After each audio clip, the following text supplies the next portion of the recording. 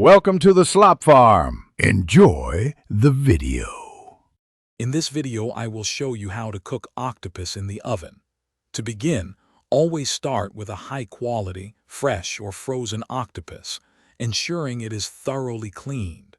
Remove the hard beak located in the center of the tentacles and carefully scoop out the eyes.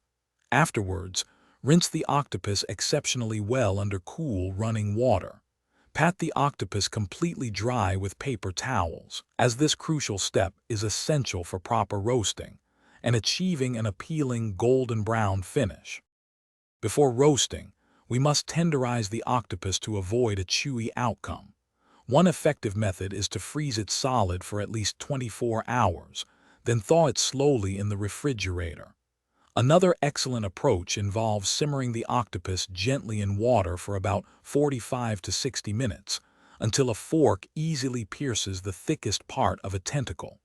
This pre-cooking guarantees a remarkably tender texture.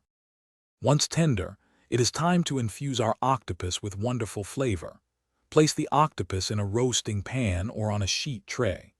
Drizzle it generously with about 2 tablespoons of extra virgin olive oil.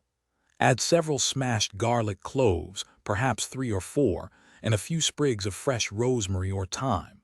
A pinch of sea salt and a 1/4 teaspoon of freshly ground black pepper complete this simple, yet powerful, seasoning. Now, let's move on to the roasting itself. Preheat your oven to 325 degrees Fahrenheit. Cover the roasting pan tightly with aluminum foil to trap moisture and gently steam the octopus during the initial phase. Roast for approximately 30 minutes, then remove the foil. Increase the oven temperature to 400 degrees Fahrenheit and continue roasting for another 15 to 20 minutes until the tentacles are slightly crispy and golden brown. Thanks for watching. Consider subscribing if we helped you today.